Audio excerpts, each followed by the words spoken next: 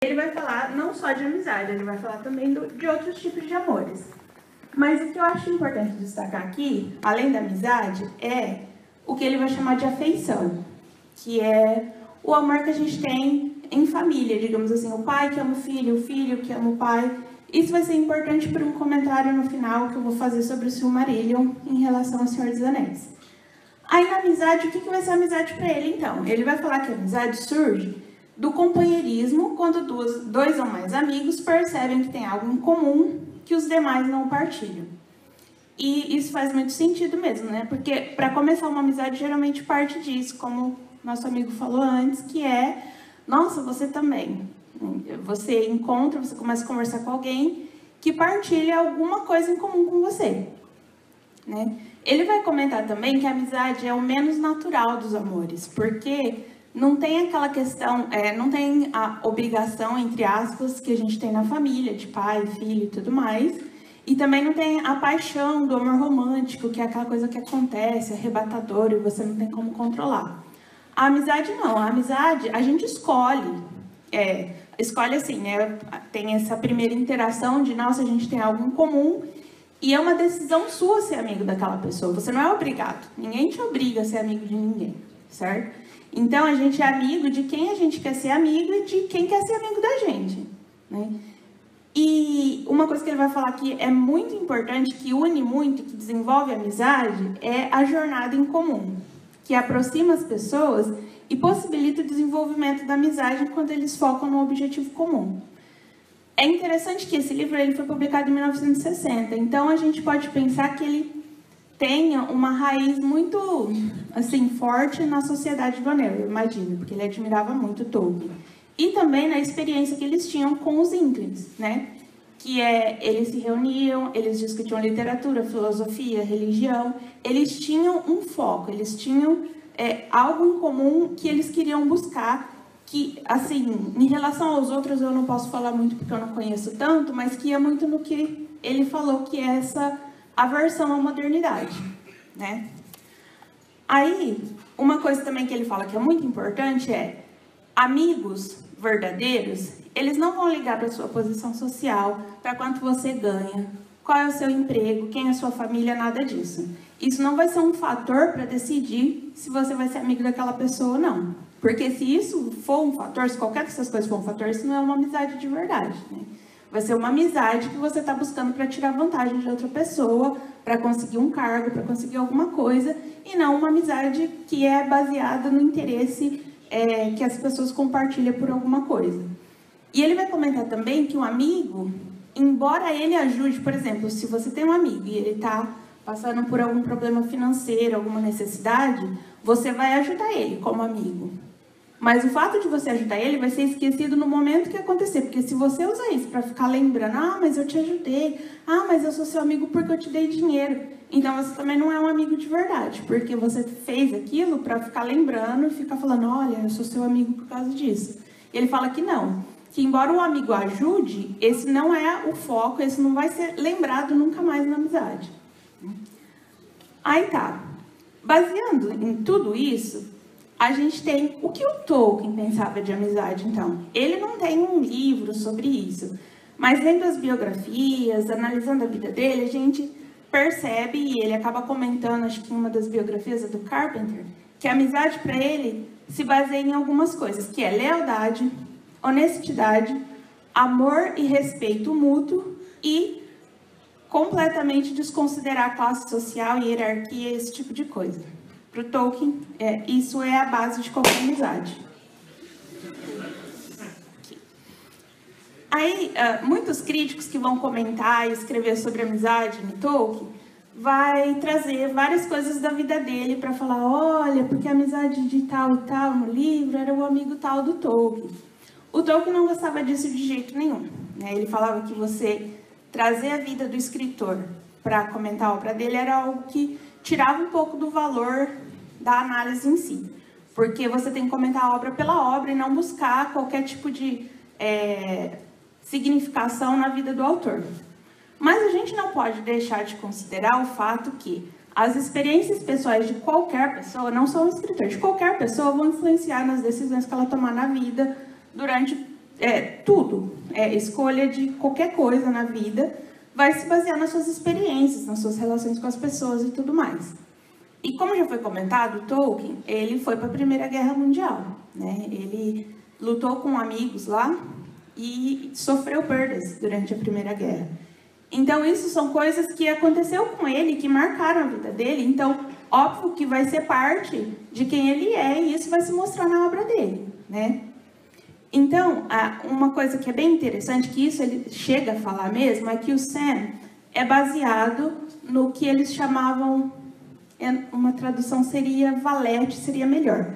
Na Primeira Guerra Mundial, quando o Tolkien estava lá, ele era um oficial, e eles tinham uns soldados subalternos que ajudavam ele, como se fosse um mordomo de gente rico, que ajudavam ele com tudo lá durante a guerra. E ele vai falar que o Sam é baseado nesses personagens da Primeira Guerra Mundial, nesses valetes, digamos assim. E uma coisa bem interessante é que durante a guerra, os oficiais eles não eram permitidos fazer amizade com quem fosse inferior a eles. Nenhum tipo de amizade. E o Tolkien chega a comentar que isso é uma pena, porque a impressão que dá é que ele sente falta de ter amigos no fronte, porque os amigos dele, que eram amigos dele antes da guerra, não lutavam especificamente com ele no mesmo lugar.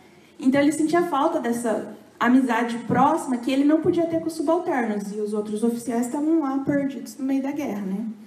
E aí alguns críticos vão comentar que a amizade do Sam e do Frodo é muito uma representação disso que ele sentiu tanta falta durante a Primeira Guerra Mundial, é esse tipo de amizade, né? E como a gente sabe, as mortes dos amigos dele durante a Primeira Guerra Mundial afetou bastante, ele ficou muito triste, porque antes dos Inklings ele tinha um outro grupo, né, que é o TCBS, que era mais ou menos a mesma coisa que os Inklings, mas é anterior, bem anterior, quando eles ainda estavam na King Edward School, acho que era em Birmingham, e ele tinha também o mesmo grupo de amigos que eles sentavam para discutir e tudo mais. E 2 deles morreram na Primeira Guerra. E aí, dos principais membros, fica só o Tolkien e o Christopher Wiseman. Inclusive, o filho do Tolkien, Christopher, chama Christopher em homenagem ao Wiseman. Então, é interessante que, ao perder esses amigos, que marca muito ele, de algum jeito isso mostra na obra dele. Aí alguém pode falar, mas dos amigos mais próximos do Senhor dos Anéis, ninguém morre. Ninguém morre durante a história, mas o Frodo vai embora e o Sam fica para trás, né, no final da obra. E todo mundo vai falar que isso foi um jeito de representar essa perda que ele teve durante a Primeira Guerra Mundial. Aí tá, então o que o Tolkien via como amizade é isso, certo? Só que não é só isso que é importante para a gente entender como ele representa a amizade na obra dele. Por quê? Como foi dito, ele tinha uma versão muito grande da modernidade. Mas não é só essa questão de, é moderno, não quero, isso é chato. O que incomodava ele é que as pessoas, na época em que ele estava escrevendo O Hobbit, O Senhor dos Anéis, tendiam a achar que essa modernização, tudo isso que estava acontecendo, era algo completamente positivo e que os aproximava da vida real. Tipo, ele chega a comentar, fazer uma citação, que é um professor de Oxford, que ele vai falar assim, vou citar aqui. Não faz muito tempo, por incrível que pareça, ouvi um erudito de Oxenford declarar que saudava a proximidade de fábricas robotizadas de produção em massa e o rugido do tráfego mecânico autoobstruidor, porque isso punha sua universidade em contato com a vida real. Pode ser que ele quisesse dizer que a forma como os homens vivem e trabalham no século XX está crescendo em barbárie a uma taxa alarmante, e que a ruidosa demonstração disso nas ruas de Oxford pode servir de alerta de que não é possível preservar por muito tempo um oásis de sanidade num deserto de irracionalidade com simples cercados, sem real ação ofensiva, prática e intelectual. Temo que não quisesse. Seja como for, a expressão vida real nesse contexto parece ficar aquém dos padrões acadêmicos. É curiosa a ideia de que automóveis são mais vivos do que, digamos, centauros ou dragões. E pateticamente absurdo dizer que são mais reais do que, digamos, cavalos. Quão real, quão chocantemente viva é uma chaminé de fábrica comparada a um pé de olmo. pobre coisa obsoleta, sonho insubstancial de um escapista. Aqui nessa fala do Tolkien, a gente pode perceber, então, o absurdo que é realmente, pelo menos eu concordo, em achar que as coisas mecanizadas, artificiais que nós, a humanidade, inventamos, seja mais real ou mais vivo do que as coisas que já estão aí há muito tempo, como, por exemplo, o céu, o sol, os animais, as árvores e tudo isso, né? E era uma coisa que incomodava muito ele, porque as pessoas achavam que isso era a realidade, que qualquer coisa natural, na verdade, era sonho e era coisa que devia deixar para lá. Mas por quê? Isso tem muito a ver com a visão de vida e literária que ele tem em relação às histórias que ele vai criar. Por quê? Essa retorno às coisas naturais, digamos assim, para o Tolkien, vai ser a forma de você escapar de uma realidade que não é o suficiente, uma realidade que, na visão dele, é destruidora, desumanizadora, né, e destrutiva. Porque você, no caso do Tolkien, ele pensava assim, se eu vou escrever um livro, por que eu vou representar essas coisas feias que estão invadindo a nossa vida? Eu vou representar aquilo que é eterno, eu vou representar aquilo que eu amo e ao que eu queria voltar, que é a natureza. Então, o sol, o céu, as árvores, para ele, são muito mais importantes, por exemplo, do que os postes de luz que começaram a dominar Londres naquela época. Inclusive, em relação a isso, tem uma coisa engraçada que ele vai escrever nesse ensaio, que é o sobre histórias de fadas, sobre o quanto esses postes de luz eram horríveis. E o fato deles não estarem nas histórias de fantasia era simplesmente porque eles eram feios e eles não tinham por que estar lá. E conta-se, diz a lenda, ninguém pode provar por enquanto, que o Lewis colocou aquele lampião em Nárnia para fazer pirraça pro Tolkien. Então foi tipo assim, não tem? Peraí, deixa que eu ponho. E porque é engraçado que aí eu cheguei a comentar isso num blog meu na internet e alguém veio falar, mas tem um monte de poste de lâmpada lá em Londres, né, na primeira parte do Leão, Feiticeiro e Guarda-Roupa. Falei, sim, tem, exatamente. É por isso que a pirraça do Lewis foi além, ele colocou em Nárnia. Tem um poste aqui de lâmpada, tem uma lâmpada aqui em Nárnia, no mundo de fantasia, e é lindo, viu como você está errado? Eu não sei se isso é verdade mesmo, mas se for, é engraçado. Então, para o Tolkien, quando ele ia escrever, quando ele ia criar os mundos dele, ele se baseava no que hoje em dia é visto praticamente como o conceito de literatura de fantasia. Que você vai criar um outro mundo, que não é o nosso de jeito nenhum, e você não tem nenhuma obrigação de retratar as coisas do nosso mundo. O mundo criado, ele tem que ser coerente internamente, ele tem que fazer sentido dentro da criação dele, não em relação ao nosso. Por exemplo, se você está lendo O Senhor dos Anéis e fala, não, mas os elfos não são assim, os elfos deviam ser assim, assim, assim, porque é assim que eles são descritos na mitologia nórdica. Mas os elfos do Tolkien não são os da mitologia nórdica. Os anões do Tolkien não são os anões de qualquer outra mitologia. São são criaturas da mitologia que ele criou. Então, eles fazem sentido internamente. E é isso que importa. E aí, para o Tolkien, não é só a criação desse mundo que define que é uma fantasia. Tem algumas outras coisas. Como, por exemplo, o mundo tem que ser apresentado como verdadeiro. Ele não pode ser ilusão ou o sonho de um personagem. Dentro da história, ele tem que ser real e ser apresentado como real. E também essas histórias vão trazer algum tipo de... que ele vai chamar que são... como eu posso dizer? As coisas principais de uma história de fantasia, que é recuperação, escape e consolo. A recuperação seria o quê? Quando você lê uma história, como, por exemplo, As Crônicas de Nárnia, e aí tem lá... O Aslan é todo lindo, aquele leão maravilhoso e tão simpático, né? Gente, ele é tão fofo. E aí você lê As Crônicas de Nárnia, ou mesmo assiste o filme, quando você vê um leão, você for no zoológico aqui e vê um leão, você não vai olhar para ele do mesmo jeito que você olhava antes, né? Então, é nesse sentido que ele vai falar de recuperação. Então, por exemplo, quando você lê O Sobrinho do Mago, em que o morango, o cavalo, ganha asas e começa a voar. Quando você vê um cavalo de novo, depois que você lê aquilo, você não vai olhar para ele da mesma maneira, você vai olhar para ele de outro jeito. Então ele fala que as histórias de fantasia, elas vão ter essa função, digamos assim, de fazer a gente olhar para as coisas do mundo real de uma maneira diferente, né? Voltar a ver como se fosse a primeira vez, digamos assim, como se fosse o olhar da criança.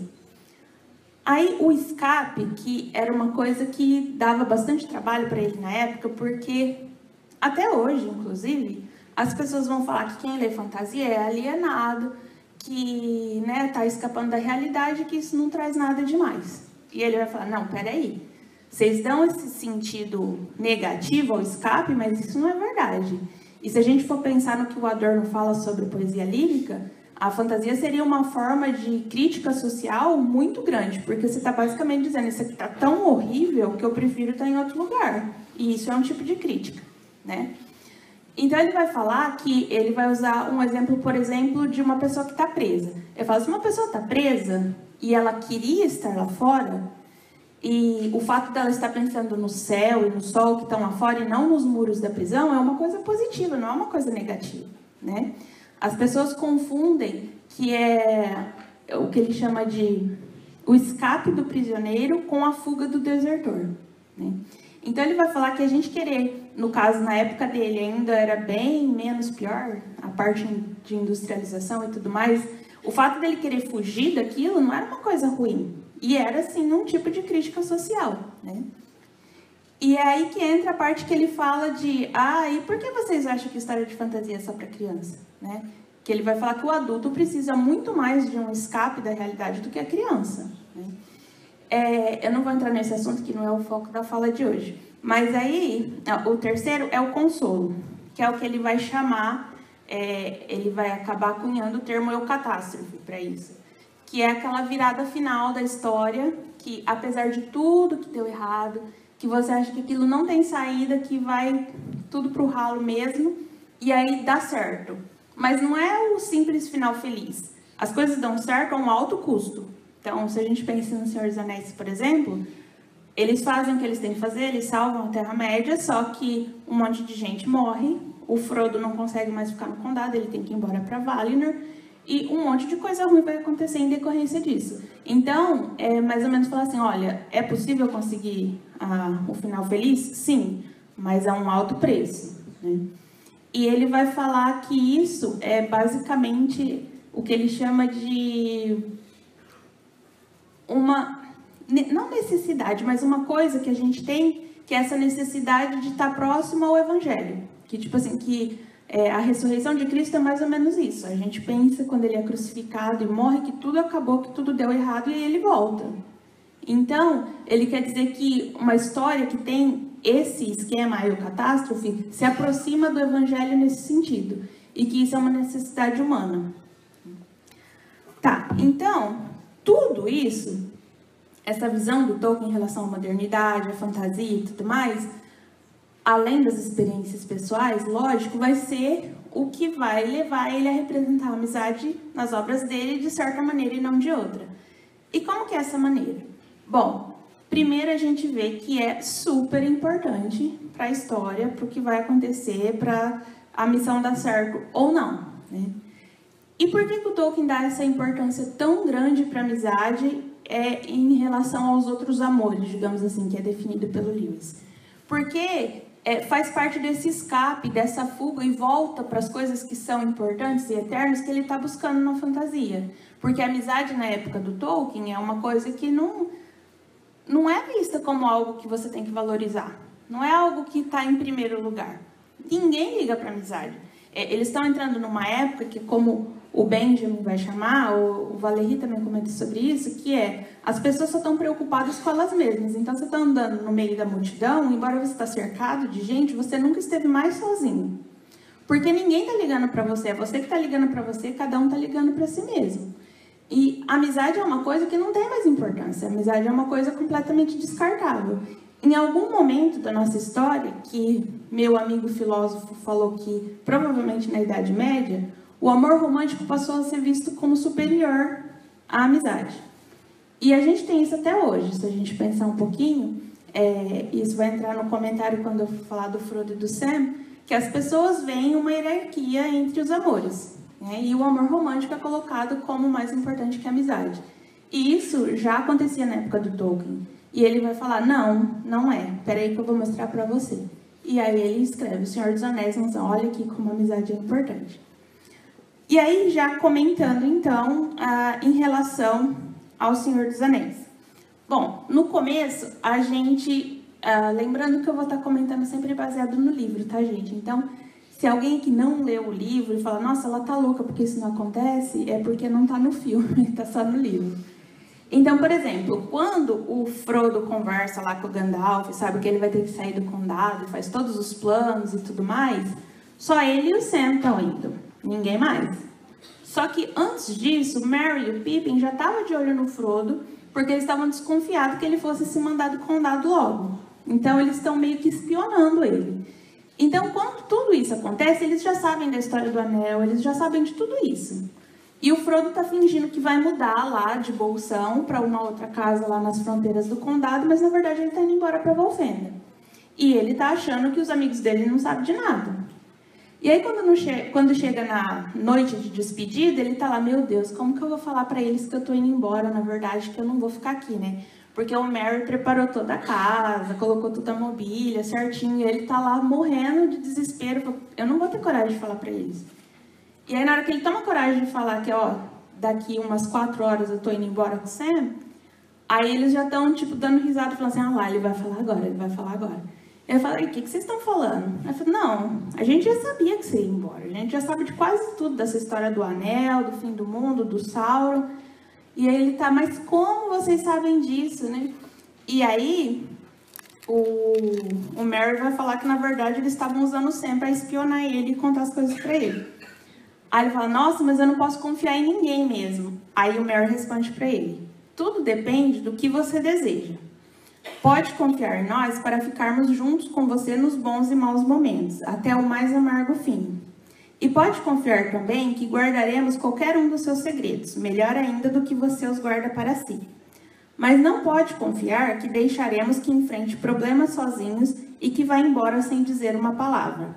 Somos seus amigos, Frodo. De qualquer modo, é isto. Sabemos a maior parte do que Gandalf lhe disse, sabemos muito sobre o Anel e estamos com um medo terrível, mas iremos ao seu lado, seguiremos você como cães. Então, a gente percebe aqui que, embora faça todo sentido do mundo aquilo que o Lewis fala que a jornada em comum, o objetivo em comum une as pessoas e desenvolve amizade, eles já eram amigos antes da jornada começar. E uma coisa que é bem interessante é o Merry e o Pippin, eles vão, o Sam também, né? Mas focando aqui no Merry e no Pippin, eles vão pelo Frodo. Eles ainda não sabem que eles vão ter que levar o anel para Mordor, eles ainda não sabem de nada disso. Para eles estão ajudando o amigo deles a chegar no lugar que ele precisa chegar. Então eles estão fazendo essa parte aqui pelo Frodo e só pelo Frodo. Não é o objetivo em comum aqui que importa, ainda, né? Aí, uma parte que também fala muito, né, dessa lealdade deles em relação ao Frodo, é que logo depois do Conselho de Elrond, que o Sam meio que invade o conselho lá e fala, eu também vou junto com o Frodo, eles estão conversando no quarto, no livro o Merry e o Pippin não fazem igual eles fazem lá no filme de invadir o conselho também, né? Eles ficam sabendo depois que o Sam foi escolhido para ir junto com o Frodo. Aí o Pippin fala assim, é a coisa mais injusta que já ouvi. Em vez de expulsá-lo e acorrentá-lo, Elrond vai e o recompensa por esse descaramento. Aí o Frodo fala, recompensa? Não posso imaginar uma punição pior. Você não sabe o que está dizendo. Condenado a ir nessa viagem inútil, uma recompensa? Ontem sonhei que minha tarefa tinha sido cumprida e que eu podia descansar aqui por um bom tempo, talvez para sempre. Aí o Merry fala para ele, não me admira, gostaria que você pudesse, mas estamos com inveja de Sam, não de você. Se precisa ir, então será uma punição para qualquer um de nós ser deixado para trás, mesmo aqui em Valfenda. Viemos com você por uma longa estrada e passamos maus pedaços. Queremos prosseguir. Então, a gente vê aqui que eles são extremamente leais ao Frodo e eles querem ajudar de toda maneira. Lógico que depois, no desenvolvimento do livro e tudo mais, acho que talvez nas Duas Torres, eles já têm um comprometimento com a missão em si, com a jornada em si. Mas eles começam na missão em lealdade ao Frodo, por amizade ao Frodo, né? E aí, a gente entra numa questão interessante, que é, então, a do Sam, assim. Ah, mas o Sam, então, é muito mais amigo do Frodo do que o Merry e o Pippin. Depende do ponto de vista, porque aí complica um pouco, porque o Sam era um servo do Frodo, né? Ele começa como jardineiro do Frodo. Aí uma coisa nos artigos que eu li, inclusive da Cristina Casagrande, ela vai falar que eles não eram amigos no começo do Senhor dos Anéis. Era só a relação de mestre e servo. Eu discordo disso. Eu acho que eles já eram amigos desde o começo do livro, né? Pode falar que a amizade deles meio que se aprofunda durante a jornada e tudo mais, mas eu acho que você vê os dois conversando, mesmo naquele começo, quando o Gandalf pega ele ouvindo e obriga ele aí, pensando mais no filme do que no livro nesse caso, você percebe que o Sam já ama o Frodo incondicionalmente, né? E é amigo dele, faria qualquer coisa por ele. Aí vocês podem falar, mas é porque ele era leal como servo. Mas não é só isso. Se fosse só isso, ele não estava preocupado com o bem-estar do Frodo num sentido tão pessoal, digamos assim, né? Ele ia estar preocupado com as propriedades do Frodo, com os assuntos do Frodo em geral, não com a pessoa do Frodo todo o tempo, igual ele faz. E uma coisa que é bem interessante, deixa eu ver onde que tá aqui, no artigo do Thordarson, ele vai comentar que é possível essa amizade entre mestre e servo nas obras do Tolkien, porque ele vai, é muito daquilo que o Lewis fala, ele desconsidera completamente classe social, hierarquia e essas coisas. Então, o mestre, ele é muito bom para o servo, né? E não tem nenhum tipo de exploração.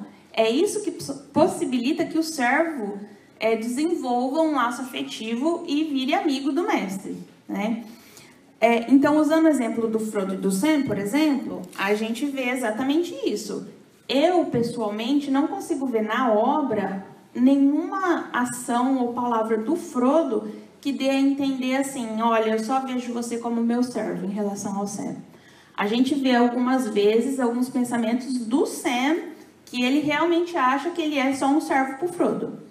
Mas em nenhum momento o Frodo trata ele desse jeito. Pelo menos não no livro, né? E aí, claro, vem sempre os comentários, e eu descobri recentemente que não são recentes só por causa do filme, vem de muito antes, de que o Frodo e o Sam não seriam só amigos, né? E aí, pra mim, é aí que começa o problema, porque entra normalmente naquilo que é o amor romântico é superior à amizade. Então, só a amizade não é suficiente, tem que ter amor romântico. E aí, alguns críticos vão comentar que a falta de representação do amor romântico no Senhor dos Anéis, porque embora no filme tenha um monte de coisinha bonitinha, no livro a gente não tem isso. Tanto que o Tolkien vai comentar que o conto de Aragorn e Arwen foi colocado nos apêndices justamente porque esse não era o foco do livro de jeito nenhum. Originalmente ele planejava incluir toda a história de como Arwen e o Aragorn se conheceram e tudo mais na história normal do Senhor dos Anéis. Mas ele falou, não, essa história é sobre hobbits e é sobre amizade. Então vocês vão ver durante o livro que tem muita pouca representação de amor romântico. E aí alguns críticos vão dizer que por causa disso as pessoas acabaram buscando isso em algum lugar porque elas necessitam da representação do amor romântico. Eles acham que a amizade não é o suficiente, né? Ah, mas é só amizade? Por que só amizade? Óbvio que seria super interessante a gente ter representação homossexual numa obra da década de 50. Mas muita gente vai argumentar que o Tolkien, sendo como ele é, né, ele praticamente brigou com o Lewis só porque ele juntou com uma mulher lá divorciada americana, imagina que ele ia conscientemente representar o homossexual no livro dele. Eu não tenho uma opinião formada sobre se ele fez ou não, conscientemente ou não, mas o meu ponto não é esse. O meu ponto é, vejam como a amizade é colocada como algo secundário, vejam como a amizade é colocada como algo inferior em relação ao amor romântico. Prova disso é se vocês pegarem em relação a qualquer coisa, qualquer obra, filme, série, qualquer coisa, em que não tenha um casal hétero ou homossexual, tanto faz, as pessoas criam fanfics, as pessoas criam histórias, as pessoas criam tudo isso fazendo ter casais que representem o amor romântico. Porque a gente ainda vê como a amizade como algo secundário, algo inferior, né? Mas, aí, em relação ao Frodo e o Sam, a gente pode dizer o quê? A jornada deles aprofundou, de certa maneira, fez a amizade deles ficar uma coisa mais profunda, densa, complicada, do que a amizade que eles teriam se eles nunca tivessem saído do condado? Eu imagino que sim. Mas isso não quer dizer que eles já não eram muito amigos quando a jornada começa, né? E uma coisa que eu acho que é, inclusive, triste, que a gente não vê no filme, é o quanto o Sam é inteligente. Ele é muito inteligente. E ele conhece o Frodo melhor do que ninguém. Por exemplo, no livro, naquela parte em que eles chegam... no filme seria o final da Sociedade do Anel. No livro também, mas é que termina um pouco antes. Quando eles chegam lá, que eles têm que decidir se eles vão para o leste e passar por Gondor antes de ir para Mordor, ou se eles vão direto para o leste. Nossa, eu confundi, né, gente? Oeste para Gondor ou diretamente no leste para Mordor. E aí o Aragorn fala pro Frodo, Frodo, você que é o portador do anel, você que tem que decidir. E aí ele pede 1 hora para tomar essa decisão. E aí, enquanto ele está lá pensando, acontece aquele negócio do Boromir ir lá, pedir o anel para ele e tudo mais. Mas, enquanto isso, o resto da sociedade está sentada conversando. E aí tá todo mundo, mas deve ser difícil mesmo para ele tomar a decisão, né, coitado. E aí o Sam vira para eles e fala assim, gente, vocês são tudo burros, vocês não conhecem ele nem um pouco. Ele já tomou a decisão já está tomada, ele já sabe o que ele vai fazer. Ele só não tem coragem de vir aqui falar pra gente. Então, antes do próprio Frodo tomar a decisão de ir para Mordor sozinho, o Sam já sabia o que ele ia fazer há muito tempo. Ele já sabia, né? Tanto que quando eles saem todos correndo para tentar achar o Frodo, que eles percebem que o Boromir não estava ali, o Sam, ele anda um pouco, e aí depois ele já para e pensa, não, pera, se ele já tomou a decisão, ele já vai voltar e vai embora, então eu tenho que voltar para lá, porque senão ele vai embora sozinho e não vai me levar. E é o que ele faz, e é por isso que ele vai com o Frodo. Então, falar que eles não eram amigos no começo, eu acho que é forçar um pouquinho, mas, né, isso é individual. Aí, ainda em relação a essa questão de servo e mestre,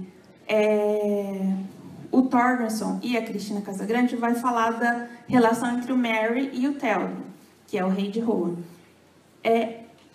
Lá, acho que é no começo do Retorno do Rei, não me lembro agora, mas por algum motivo, em algum momento, o Merry, ele gosta tanto do Théoden que eu falo assim, não, pera, eu vou oferecer meu serviço para ele. Tanto que eu não consegui achar a citação a tempo, porque eu estava olhando no celular. Ele vai comentar alguma coisa assim, tipo, o narrador fala, o Merry é tomado por um amor repentino pelo rei de Rohan. E é por isso que ele oferece o serviço ao Théoden, e o Théoden aceita também. Mas antes dele fazer isso, eles já eram muito próximos. Eles foram se aproximando, quando o Gandalf pega o Pippin e vai para Gondor, eles já estavam se aproximando, eles conversavam. Então, tem uma hora que o Théoden vai falar para ele assim, quando a gente tiver tempo, depois da guerra, eu quero que você senta do meu lado na mesa e me conta tudo sobre essa erva dos hobbits. E um rei oferecer para alguém sentar do lado dele na mesa é uma honra enorme, né? Ele não ia oferecer isso para qualquer pessoa. Então, eles já são amigos de um jeito ou de outro. E aí o Merry oferece o serviço dele ao rei e ele aceita. Tanto que quando o Théoden morre, eles vão se despedir, a despedida deles não é o que seria tradicional entre um servo e um mestre. Eles se despedem como amigos, que é lamentando eles não poder conviver mais, eles não poder discutir sobre as ervas dos hobbits e tudo aquilo que o Merry queria falar para o Théoden.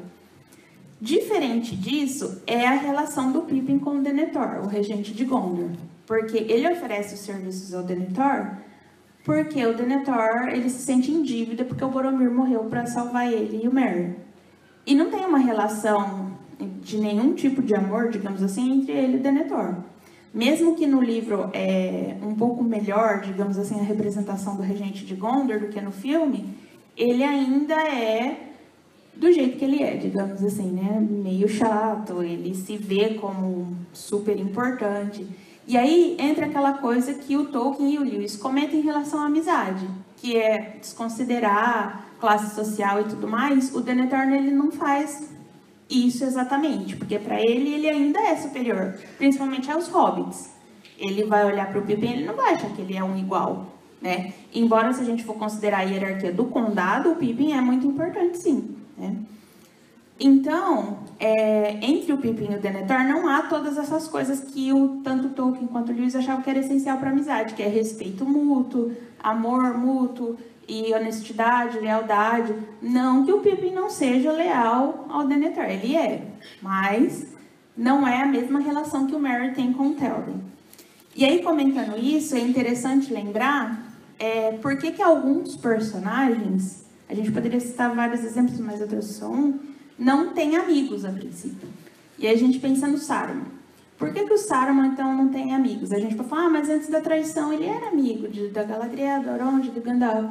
Não, não era, né? Se a gente for analisar, ler os Contos Inacabados, a gente vai perceber que ele não era. Ele sempre ficou mais isolado, ele se aproximava das pessoas, tanto da Galadriel, quanto do Elrond, ou mesmo do Rei de Rohan, quando ele precisava de alguma coisa.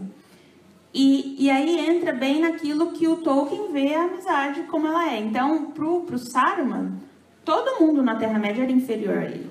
Para ele não tinha ninguém que fosse um igual ou superior. Talvez ele visse o Sauron, depois de um tempo, como superior, ou, sei lá, nas ilusões dele, um igual a ele.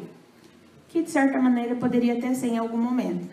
E é por isso que ele não tem amizade com ninguém. E não só ele se acha superior a todo mundo, como ele acha que é uma completa perda de tempo você se envolver com seres menores.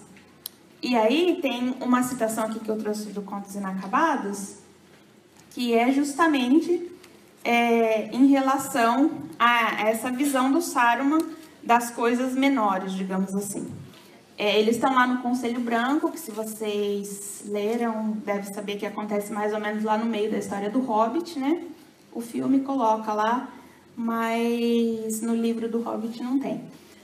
Aí o Saruman vai falar assim: quando assuntos de peso estão em debate, Mithrandir é um nome do Gandalf, espanta-me um pouco que você se divirta com seus brinquedos de fogo e fumaça, enquanto outros debatem a sério.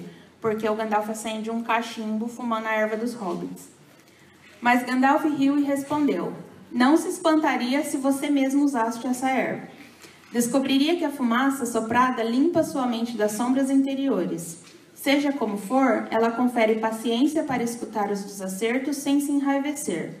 Mas não é um dos meus brinquedos. É uma arte do povo pequeno lá no oeste, gente alegre e valorosa, apesar de ter pouca importância, quem sabe, nas suas altas políticas. Aí o Saruman responde bravo para ele: está brincando, senhor Mithrandir, como costuma fazer. Sei muito bem que se tornou um curioso explorador do miúdo, plantinhas, criaturas selvagens e gente pueril. Gaste seu tempo como quiser, se não tem nada de mais valia para fazer. E pode fazer os amigos que bem entender, mas a ocasião me parece demasiado sombria para histórias de viandantes e não tenho tempo para ervas dos camponeses. Então, nessa fala dele, a gente percebe várias coisas interessantes. Primeira, que ele é um hipócrita, porque a gente sabe que no livro, e até na versão estendida do filme, ele importava a erva dos hobbits fazia muito tempo e tinha lá guardado em Isengard para ele usar, né? Segundo, é que é muito irônico o fato de que quem vai salvar a Terra-média vão ser justamente os hobbits. Que vai ser justamente um hobbit que está com o Anel de Poder, que ele está procurando feito um louco há muito tempo, né? Só que isso é, inclusive, um motivo recorrente nas obras, principalmente de fantasia, que é o tanto que as pessoas ignoram aquilo que elas consideram menor, né? Por exemplo, no Harry Potter, a gente tem o Voldemort, que acha que amor é uma coisa inferior. Ele ignora completamente e vai ser o que vai acabar derrotando ele. Então, a gente poderia citar outros casos, por exemplo, o Sauron, que ele não tem amigos, ele só tem servos, né? Ou mesmo o Denethor, que no fim, quando ele começa a usar o Palantir e tudo mais, ele também não tem mais amigos, né? Ele se acha como alguém superior, alguém que tem acesso a informações importantes e que ele não deve compartilhar com ninguém e que ninguém é amigo dele. Aí, uma outra amizade que eu acho importante, né, destacar no Senhor dos Anéis é a do Gimli e a do Legolas. Por quê? A gente tem... Deixa eu ver como eu vou falar isso para vocês. É apresentado de uma maneira ou outra no Hobbit, na minha visão, de forma equivocada, que já existe uma rixa entre elfos e anões na história. A rixa vai acontecer, na verdade, lá no Silmarillion, conta mais ou menos a história. Tem a ver com a Silmarils, tem a ver com o Thingol, tem a ver com os anões das Colinas Azuis. Eu não vou contar toda a história, porque a gente não vai ter tempo para isso. Mas o que acontece é, há uma rixa entre elfos e anões, e aí quando eles se conhecem no Conselho de Elrond, eles já não se suportam. Mas a gente tem que entender que essa inimizade, ela é não uma coisa individual. Não é o elfo Legolas odeia o anão Gimli, eles não se conhecem, né? Mas além de já ter essa rixa entre as raças, ainda na história do Hobbit, o pai do Legolas prendeu o pai do Gimli nas prisões deles lá na floresta, certo? Então eles não têm nada em comum naquele momento e ainda tem uma inimizade histórica entre as raças deles. Aí, conforme eles vão viajando junto com a sociedade, no começo eles ainda não se suportam, ficam se alfinetando, falando uma coisa um do outro. Mas em algum momento eles começam a se suportar mais e depois da passagem deles por Lórien, as coisas mudam completamente. Por quê? Quando Legolas vê, na verdade, quando o Gimli vê como ele é tratado pelos elfos de Lórien, pela Galadriel principalmente, ele percebe que os elfos não são tão ruins assim, igual ele imaginava, igual ele ouviu da história dos pais e tudo mais. E o Legolas percebe, ao ver a reação do Gimli, quando ele é bem tratado, quando ele não é tratado de forma desrespeitosa pelos elfos, como ele reage como uma pessoa razoável, uma pessoa legal, digamos assim, né? E uma coisa que é bem simbólica é o momento que a Galadriel dá os 3 fios de cabelo para o Gimli, né? Porque se a gente for lembrar lá no Silmarillion, quando o Fëanor pediu várias vezes para ela falou não, não, não, é interessante que ela vai escolher dar esses 3 fios para um anão, que a princípio é inimigo dos elfos, né? Então, eu acho que quando ela dá esses fios de cabelo pro Gimli, na visão do Legolas nossa, a Galadriel conseguiu ver que, né, esse anão é honrado o suficiente para receber os cabelos, né, os fios de cabelo dela. E não só por isso, mas também por todo o tempo que eles passam lá, inclusive tem uma cena que não está incluída nem na versão estendida do Legolas andando por Lórien e o Gimli acompanhando ele, é uma gracinha. E então, depois dessa passagem deles por Lórien, eles vão se aproximando mais e mais. E aí entra a questão que o Lewis fala, né, de um objetivo comum, a jornada de unir as pessoas e fazer elas desenvolver amizade. E aí, quando a gente está lá nas Duas Torres, por exemplo, eles já são muito amigos, né? Tanto que eles meio que fazem uma promessa de, se acabar a guerra, né, eles conseguirem sobreviver, o Legolas vai visitar as cavernas lá de Rohan, que brilham e tudo mais, com o Gimli, e o Gimli vai visitar Fangorn com o Legolas. E, para mim, assim, uma das partes mais tristes, né, do Senhor dos Anéis, que é lá no finalzinho do Conto dos Anos, para quem lê o livro, é aquela parte lá bem no final, onde vai contar o que aconteceu cronologicamente, e aí tem uma parte que fala o que aconteceu com a Sociedade do Anel depois da história do livro. E a última entrada do Conto dos Anos fala assim: neste ano, em 1º de março, finalmente se deu o passamento do rei Elessar. Conta-se que os leitos de Meriadoc e Peregrin foram colocados junto ao leito do grande rei.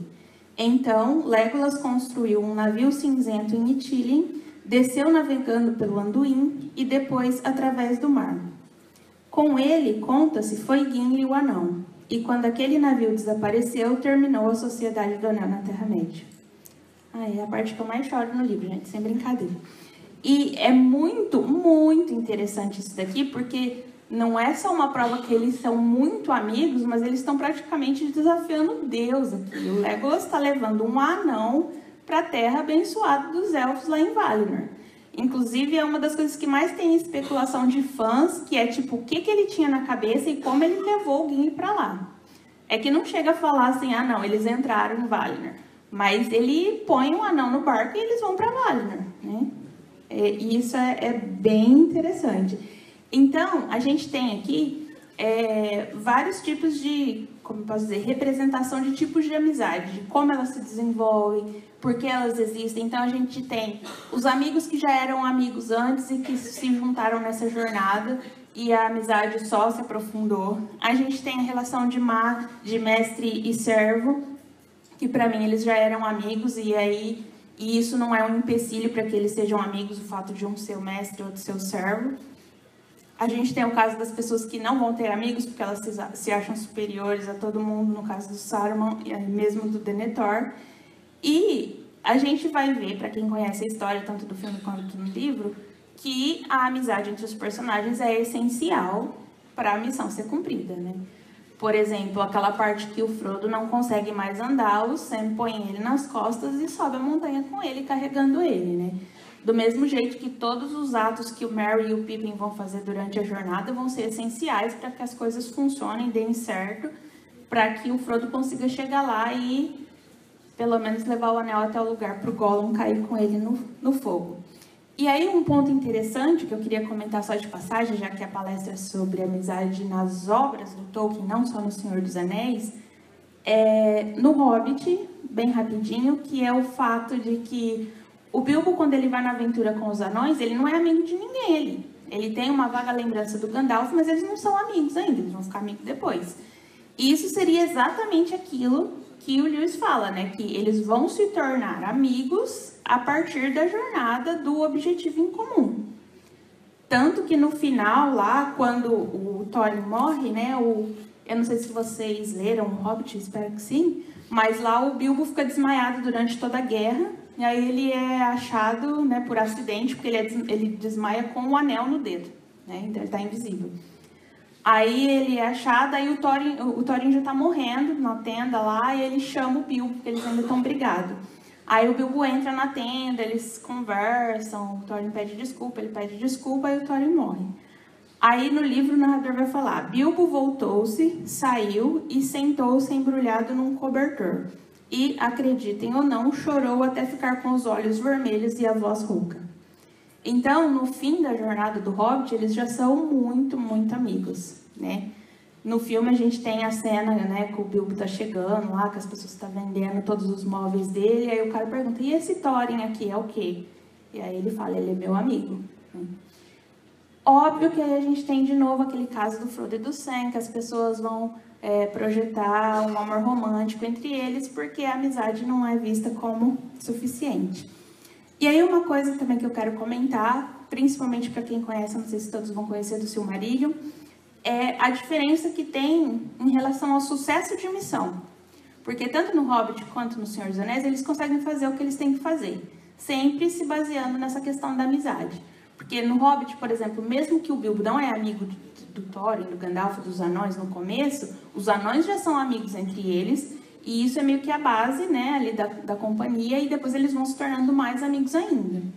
No Silmarillion, não mais, seria assim, é a tragédia completa do Tolkien, né? Então nada dá certo, né? Quer dizer, algumas coisinhas, mas no geral é só desastre, todo mundo morre, todas as batalhas eles perdem, então é uma tristeza, porque no Silmarillion a gente vê traição, a gente vê, né, o Fëanor, para quem não conhece, ele é um caso assim, interessantíssimo para quem quer discordar daquilo. Ah, mas o Tolkien é muito simples, só tem bem contra o mal. Não. O Fëanor é um elfo, só que eu coloco ele na maioria das vezes como vilão, porque ele, gente, olha, vamos combinar. Então ele vai e mata um monte de elfos só porque ele quer roubar os barcos para ir para a Terra-média, né? Aí quando chega lá, em vez de mandar os barcos para o irmão dele vir, que era o que estava combinado, ele queima os barcos.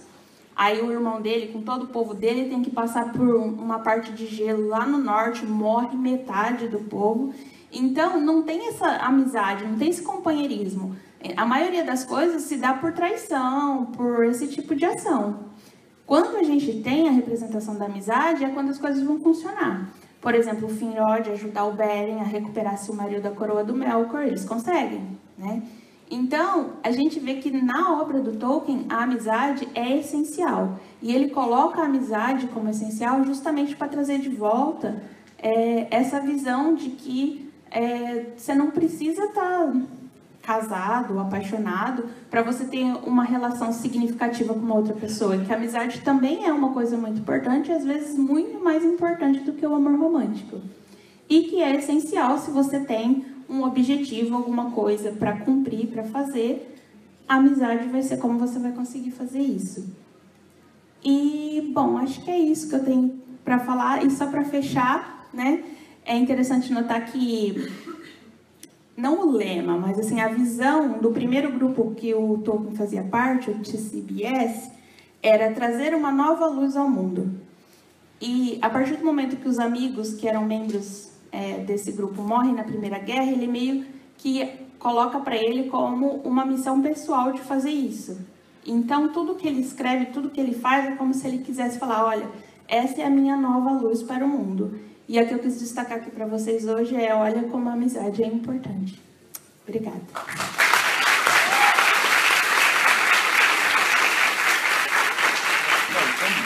Obrigado.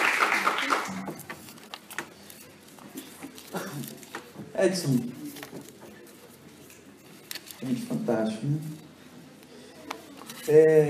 Agora, nós daremos abertura às perguntas. Já está indo embora, né, cara? Fica aí, mais 2 horas ainda comigo.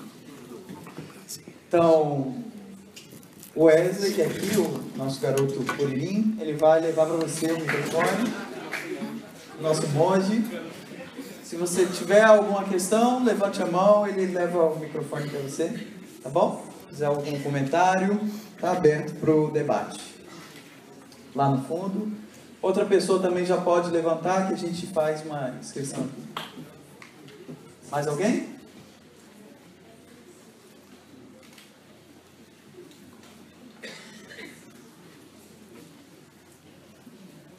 Boa noite. Boa noite, me chamo Flávio. Em primeiro lugar, essa palestra é uma verdadeira assim, lição de amor. E, realmente, o amor não é só aquele amor afetivo entre homem e mulher, aquele amor que o cinema sempre quer mostrar para nós, e também a ficção. Pode ser muito bem um amor de amizade. E a pergunta que eu quero fazer para ambos é que eu sou admirador de um autor que é anterior ao Lewis e ao Tolkien, mas que influenciou a ambos, chamado Gilbert K. Chesterton. E eu li uma de suas obras chamada Ortodoxia, que eu pude perceber que em ambas as obras, tanto Nárnia como Senhor dos Anéis, há uma forte influência e semelhança da ortodoxia dessa obra. No caso, Chesterton foi um dos grandes elos entre Lewis e Tolkien. Sim, eu imagino que sim, né? Porque os dois eram admiradores. Faz muito tempo que eu li esse livro que o nosso amigo comentou, o do Duriez, então eu não lembro se o Lewis já conhecia o Chesterton quando eles começaram, né? Porque o Tolkien, sim, ele era muito fã. É que eu conheço mais do Tolkien do que do Lewis, mas eu imagino que sim,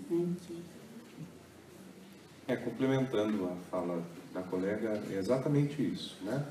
A influência de Chesterton sobre os dois é bastante plausível e evidente, porque tanto Tolkien quanto Lewis eram admiradores do que a gente chama de romantismo literário. E o que é o romantismo? O romantismo é um conjunto de reações àquilo que no século XVIII se deu e nós damos o nome de iluminismo. O primado da razão, digamos assim. O romantismo afirma que há potência de vida, de arte, de literatura, e há muito mais do que a razão não consegue dar conta. E não sou conhecedor de Chesterton, né? Mas acredito que a sua obra tem essa tendência também. A pegada romântica que ele tem, né? Tem essa marca distintiva a razão não é suficiente para tudo. Vamos usar a razão para mostrar, inclusive, a sua lacuna.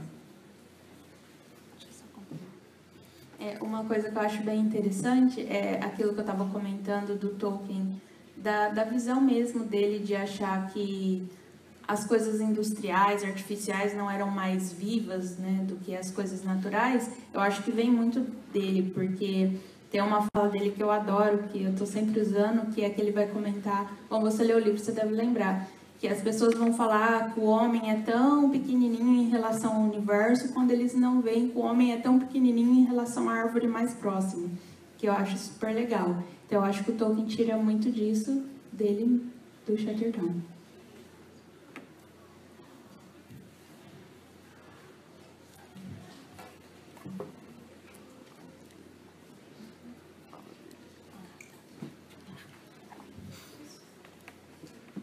Olá, boa noite, meu nome é Ulisses.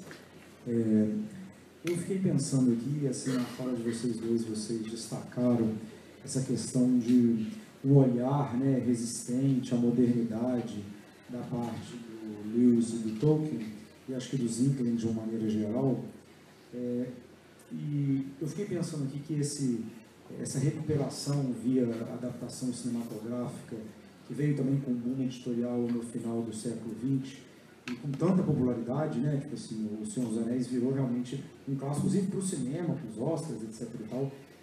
O que isso, assim, se vocês teriam alguma consideração a fazer, o que seria, nesse momento aí, brincando, né, nesses meandros da pós-modernidade que nós vivemos, essa tentativa de recuperar esses dois autores justo agora? E o que isso poderia... só insights para a gente pensar em lugares significativos para essa recuperação desses autores justo agora, nesse momento que a gente vive. Bom, eu acho assim que quer dizer muita coisa que os cinemas trouxeram eles de volta justamente agora, né? E o fato de ter sido um sucesso, porque poderia ter acontecido os filmes e ninguém ter gostado, né? Então eu acho que a gente vive um momento muito parecido em relação ao momento que eles viviam na época que eles estavam criando essas histórias, né? E uma coisa que eu sempre penso é o tanto como Tolkien se sentiria em relação às adaptações dos filmes dele, né? Porque ele negou aos Beatles na década de 60 a fazer uma adaptação do Senhor dos Anéis. E embora ele tenha vendido os direitos do Hobbit e do Senhor dos Anéis, ele era absolutamente contra as adaptações. Mas ele chega a comentar no ensaio sobre histórias de fadas como que a fantasia é incompatível ao teatro, porque como tem essa necessidade de se apresentar como real, o teatro ele deixa claro que ele é uma ilusão para a pessoa que está assistindo. Então, por exemplo, se fosse colocar o Smaug num palco de teatro, ia ser provavelmente feito de folhas ou alguém vestido de dragão, e isso quebra essa representação realística que precisa ter na fantasia, na visão do Tolkien. Mas o cinema é outra história, né? A gente tem como assistir um filme e ver lá aquele dragãozão voando, que é o Smaug. Então, eu não deixo de pensar como o Tolkien se sentiria em ver uma coisa tão tecnologicamente avançada, dar vida a uma história que vai justamente trazer tanta recuperação para a gente nesse momento que a gente precisa. Ulisses, você falava, e eu lembrei que há alguns dias um amigo mandou para mim um artigo falando da reação do Lewis e do Tolkien ao verem os primeiros desenhos da Branca de Neve e dos Sete Anões. Diz que os dois piraram, que era uma redução muito espalhafatosa daquilo que eles trabalharam com tanto carinho, com tanto esmero, ao longo de vários anos de conversa entre amigos. Mas esse procedimento de usar obras literárias como base de filme é marcante no cinema, né? Desde o seu nascedor, né? A literatura encenada é sempre uma tendência. E o ponto central, talvez eu acho que é importante ressaltar, é que a crítica dos dois ao modernismo é pela relação que o modernismo propõe com a tradição. O modernismo nega a tradição. Ele afirma a ruptura definitiva com qualquer tipo de tradição para a tradição da ruptura se afirmar, né? E essa tendência era um pouco extremista na visão de Lewis e de Tolkien. Eu não conheço nenhum tipo de comentário que mostre como os dois olhavam para o cinema, e para mim fica difícil conjecturar qual seria a reação dos dois. O Tolkien não gostava, diz ela aqui. Mas o que eu penso, pelo que conheço da crítica e da obra dos dois, seria aquilo que a imagem é capaz de fazer. A imagem, né, em movimento do cinema, o som, em termos de imaginação, já é muito orientado. E, pelo que vejo na obra dos dois, é bastante provocativo de construção da imaginação.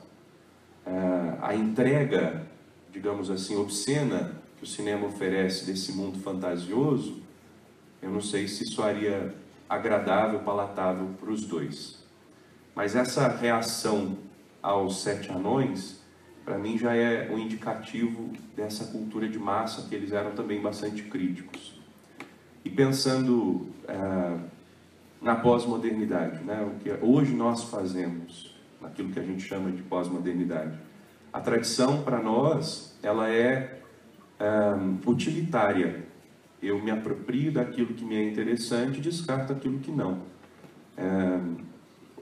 Vamos dizer, o desenvolvimento hollywoodiano do cinema tem em vista obras boas, e a obra dos dois é excelente. Tem um universo fantasioso, uma história boa, um enredo fascinante, atrai, né? E vem num filão de mercado brilhante. Mas, como ficou bem ressaltado na palestra que agora a gente ouviu, tem os pequenos desvios naturais de qualquer tipo de adaptação. E o carinho com que vejo os dois autores pensando a estrutura da sua obra para uma adaptação cinematográfica, que é outra obra, né? O cinema não é Crônicas de Nárnia, não é Crônicas de Nárnia impressa, a mesma do cinema, e nunca vai ser e não é para ser, mas eu vejo que os dois talvez seriam bastante avessos a esse modelo, né? Mas hoje, com os olhos de hoje, eu vejo que foi bom, porque mais gente se voltou para esse rico conteúdo que a gente tem. As livrarias, as editoras, todas aqueceram as vendas das obras, né? E mais gente voltou para a literatura. Com o meu olhar do século XXI, eu vejo que isso foi muito bom, né? Para que pessoas descobrissem a obra dos dois autores que podiam ficar guardados, escondidos por mais tempo, mas o cinema escancarou e levou a gente para conhecê-los mais.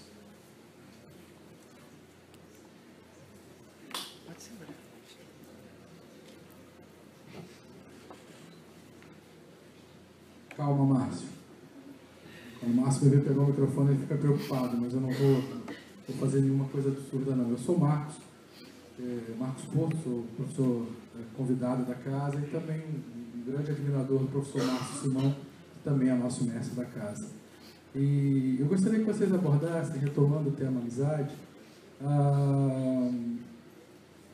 a fluidez com que se observa a modernidade através de Bauman, a proposta de analisar essa modernidade que nós vivemos, que para uns, né, para os cientistas sociais seria uma pós-modernidade, para os historiadores uma contemporaneidade, em que se ama fluidamente, deixa-se de amar e substitui-se um amor pelo outro, e analisar a amizade entre Mr. Túminos e Lúcia, em que, num primeiro momento, esse encontro se dá e uma oportunidade de Mr. Túminos entregar os homens, né, os filhos de Adão e as filhas de Eva, e depois ele repensa essa sua atitude e se doa e se entrega e se redime e resgata essa amizade através de uma doação e de um sofrimento ao ponto de ser preso, de ser congelado, etc. e tal, para depois externar esse arrependimento e essa retomada de amor através dessa possibilidade de poder reviver um amor muito mais profundo do que se normalmente vive hoje na atualidade. Bom, é bem interessante você ter falado do Bauman, porque, inclusive, se eu não tivesse ficado tão nervosa, deixado tão para a última hora, era para eu ter citado ele, né? Porque eu acho que tem muito a ver com isso, da questão do Tolkien querer mostrar mais essas relações mais duradouras, ao invés dessas coisas tão passageiras que acontece aqui, já passou e acabou. Olha, para ser bem sincera, eu não vou me arriscar muito respondendo a sua pergunta, porque a última vez que eu li as Crônicas de Nárnia foi há muito tempo. Como foi o tema da minha dissertação de mestrado, você pega raivas. Para quem faz mestrado e doutorado, você pega a raiva, então você fica distante por um bom tempo. Então, desde o final do mestrado, eu não li mais. Isso foi em 2010.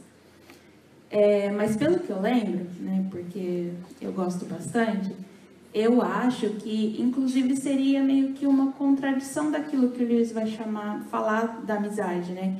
Porque a Lúcia e o Mr. Tumnus, eles não têm um contato muito longo, né? Eles se encontram ali no começo, e aí depois, durante toda a história, ele tá lá, transformado em pedra, e aí depois, no final, eles... oi, você... E acabou. Então, eles não têm um desenvolvimento...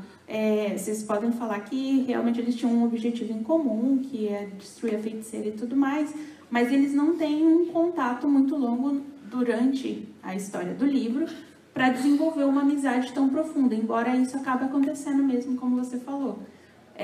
No final do Leão, Feiticeiro e Guarda-Roupa, é como se eles fossem muito, muito amigos. E, no entanto, a gente não vê na história esse desenvolvimento, como isso aconteceu, como que uma tarde de chá fez eles serem, assim, os melhores amigos do mundo. Então, é isso. Talvez a erva do chá. Era dos hobbits. Verdade. Ele não vai comer. Mais alguém?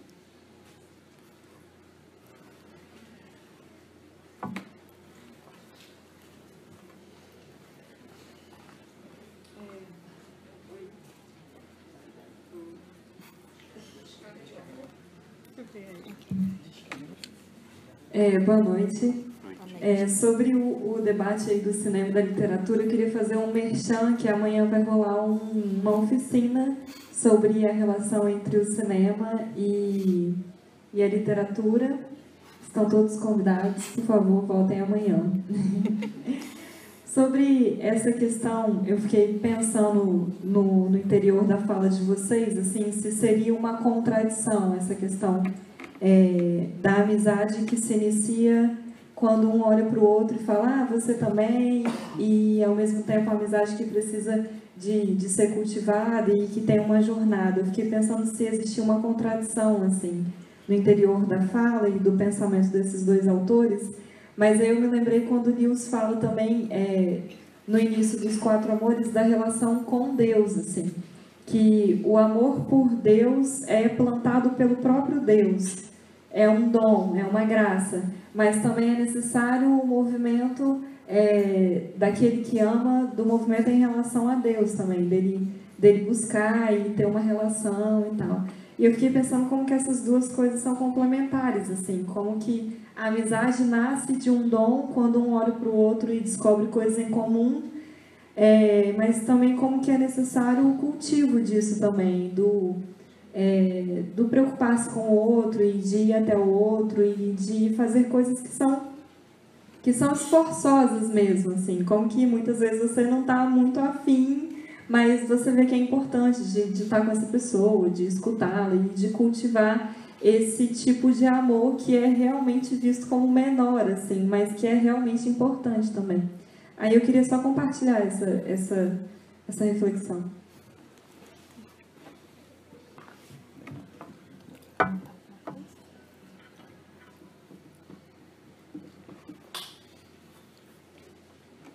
Isso é muito importante a gente falar desse cultivo, né?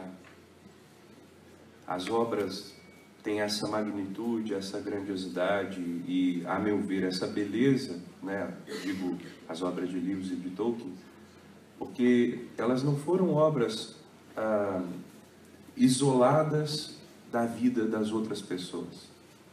À medida que discutiam as obras, capítulo a capítulo, sessão a sessão, submetiam um texto produzido às vezes ao longo de vários meses para apreciação crítica de leitores competentes, leitores dedicados. Esses colegas, amigos que se reuniam nos Inklings ou mesmo no outro grupo, eles faziam uma construção que era muito real, né? E muito experimental. Tinha vida pulsando ali, né, de todos eles. E de fato, é um pouco isso também que o colega falou, né? A gente não pode ser amigo de um ser congelado, né?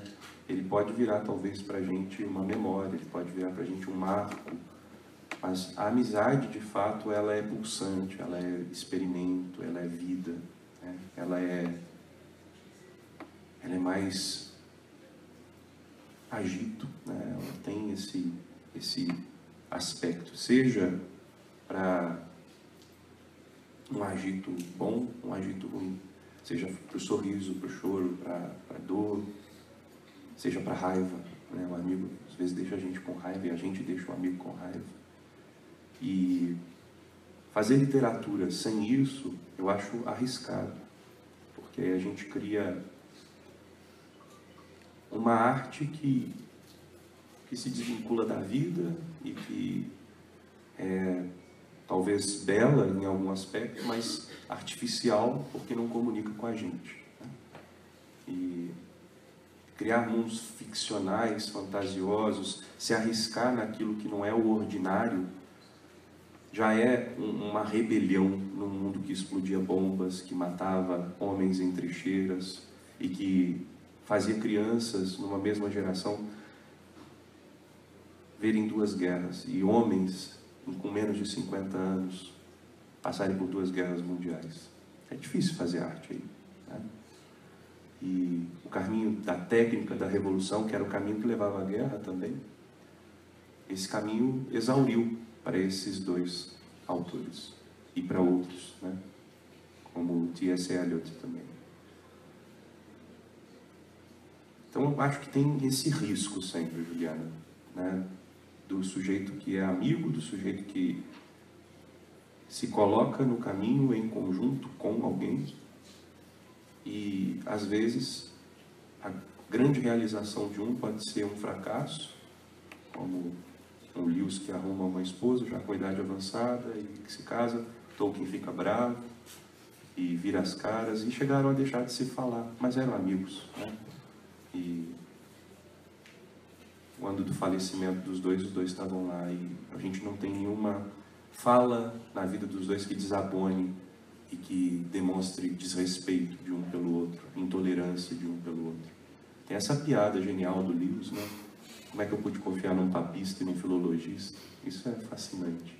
Mas devia ter piadas também do Tolkien com o Lewis, que a gente não deu tempo de falar aqui e certamente também são muito boas. Mas é esse o caminho, né? Esse é o caminho para ser significativo.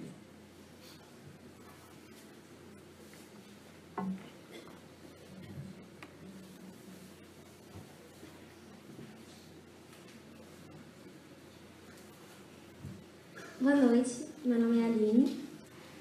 Uma vez eu participei de um podcast cristão para poder falar sobre a gente chama de Holycast, para poder falar sobre a relação das histórias que a gente gosta. Já foi falado sobre heróis, nós falamos, o último que foi feito foi sobre Tolkien, e a tentativa era de tentar relacionar as histórias com o cristianismo, né? Como você falou de ter o cristianismo sempre relacionado intrínseco na história, né? Dentro da história. Mas a gente vê muito isso, a gente vê mais isso em Lewis do que no Tolkien, até porque ele sempre falou que ele não queria, né? Pelo que eu entendia, que ele não gostava desse tipo de relação. Então, eu queria que vocês comentassem um pouco dessa relação que a religiosidade trouxe para os dois, né? Que, apesar de Lewis só ter se convertido muito tempo depois, que ele tem muito mais evidente na história dele do que do Tolkien, que ele não queria, né, relacionar com o cristianismo.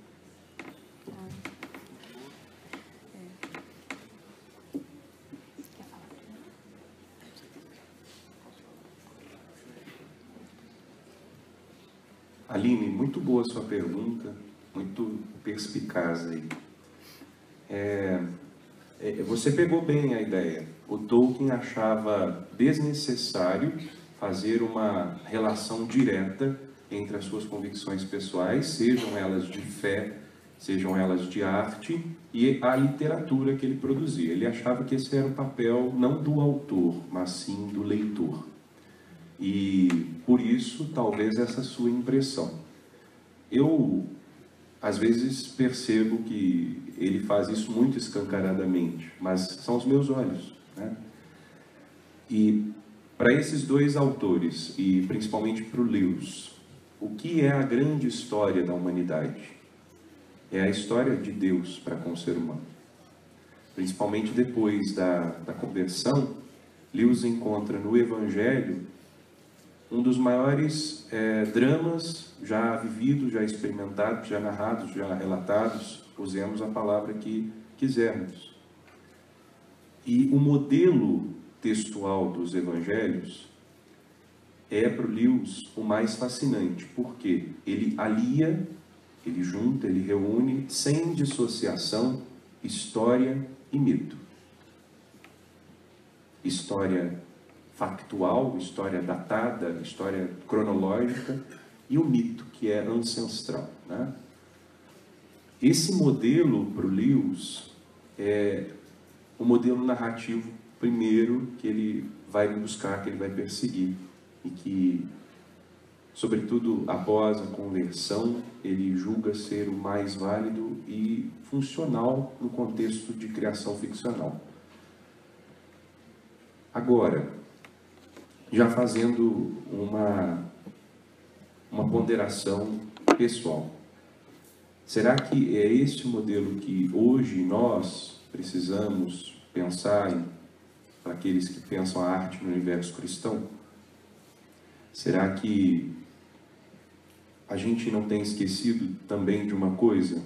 Para fazer isso, tanto o Lewis e o Tolkien, eles se envolveram de maneira tal com obras que eram consideradas altamente profanas. E eles enxergaram a construção da beleza e as regras dessa construção da beleza que não estavam necessariamente dentro dos circuitos religiosos. Encontraram coisas boas, sim, mas encontraram também um discurso bastante proselitista que negligenciava o potencial da arte para favorecer o potencial de arrebanhamento. A arte, e esse ponto é essencial num dos críticos de arte e num dos nomes da intelectualidade cristã mais importantes no século XX, a arte ela não precisa de nenhuma justificativa. Isso é Francis Schaeffer. E o Huckmacher também entra nessa lógica. A arte ela já tem um potencial de comunicação capaz de revelar qualquer grande história. Então, eu não preciso ser didático, eu não preciso fazer uma associação direta do leão com Cristo. Eu não preciso fazer uma associação direta do sacrifício de um amigo pelo outro com Cristo. Não. Deixa a arte falar. Porque isso mostra um Deus que não é pragmático, mas um Deus que é criador. Quando eu deixo a criação que o homem é capaz de fazer falar, e aqui é meu arriscar da noite, eu coloco a possibilidade da soberana criação de Deus de novo se fazer hoje. Eu acredito que por mais dedicados que Lewis e Tolkien fossem a mostrar a beleza da fé cristã na sua produção, a preocupação primeira deles quando escreviam não era necessariamente contar uma história que fosse a história da fé cristã, os dogmas do cristianismo ou a teologia, etc., cristã. era simplesmente mostrar aquilo que era importante e belo na vida de cada um. E isso passava pela pessoa, pela obra, pela morte, pela ressurreição de Jesus. Foi natural, não foi forçado. E acho que é por isso que ficou bom. Bom, ele diz tudo que eu queria dizer de uma forma muito melhor do que eu poderia imaginar. Mas é bem isso mesmo. É que, bom, tem algumas coisas que eu quero comentar. Primeiro, o fato de o Tolkien ser cristão e católico desde sempre, talvez ele fosse mais seguro da fé dele e não precisasse uma coisa tão direta, igual o Lewis fez. E se você ler o ensaio dele sobre história de fadas, você vai perceber que a obra dele, tudo que ele cria, é tudo para ele, como eu posso dizer, tudo que ele aprendeu, tudo que ele ama em relação a Deus está ali, entendeu? Então é uma coisa muito mais espiritual, digamos assim. Olha, Deus criou o mundo todo. Eu aqui falando da beleza desse mundo, mesmo que num contexto diferente, do tanto que o céu é importante, tanto que o sol é importante, eu trazendo Deus para vocês, não de uma maneira direta, igual ele falou, sendo o leão e tudo mais, entendeu? Então, você percebe, mesmo nas referências, se você lê o Silmarillion, você tem um Deus único, você tem lá os seres angelicais, que seriam os Valar. A gente vai fazer essa relação, mas para ele é desnecessária, ele está criando. E, na verdade, ele vai falar que ele está subcriando, porque o que ele fala? Deus é o Criador. E a gente foi feito à imagem e semelhança dele. Então, a gente tem a arte criativa na gente também. Então, a gente, como subcriador, quando a gente cria, quando a gente faz arte, a gente está lembrando a Deus, fazendo aquilo que Deus faz, como ele criou a gente para fazer. E, para mim, isso é bem pessoal, eu vejo quando ele fala da recuperação, que esse novo olhar que a gente assume em relação às coisas, quando a gente lê uma obra de fantasia, é justamente perceber as coisas mais próximas da intenção divina do que a coisificação que aconteceu por causa de tudo que a gente vive, entendeu? Então, quando você volta de Nárnia e aí você olha para um leão dessa maneira diferente, você está mais próximo daquela visão entendida por Deus, digamos assim. Mas isso é bem pessoal mesmo. Então, para mim, igual ele falou, é o leitor que vai ver, né, e não o escritor que vai dominar essa visão. Para mim, o Tolkien, ele passa muito mais da fé cristã nas obras dele do que o Lewis conseguiu em Nárnia. Mas é pessoal também. Só mais um complemento, Aline. Você certamente conhece uma das telas um painel, na verdade, dos mais famosos do mundo, chamado Guernica, de Pablo Picasso. A gente tem um teólogo protestante, também dos tempos de Segunda Guerra Mundial, chamado Paul Tillich. E Paul Tillich usa Guernica como uma declaração de fé do século XX. Qual que é o argumento de Paul Tillich, num livro chamado Teologia da Cultura?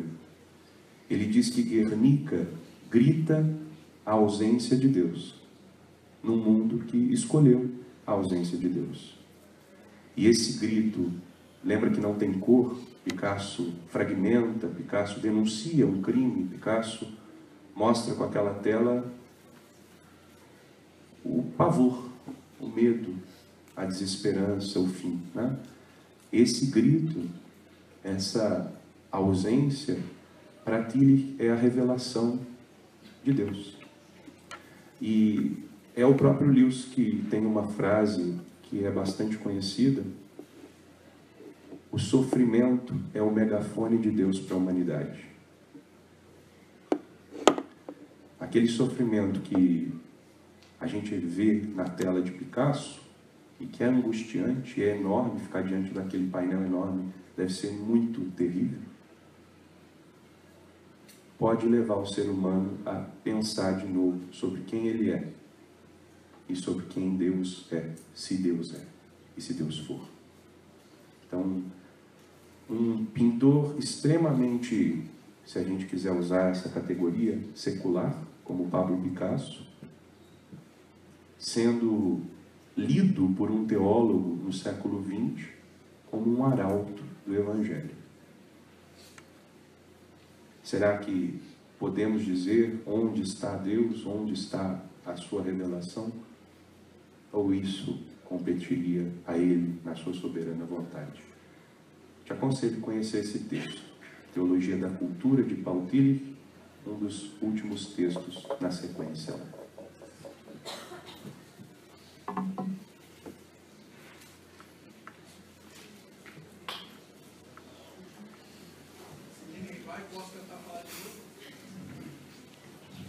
Mais alguém quer fazer pergunta?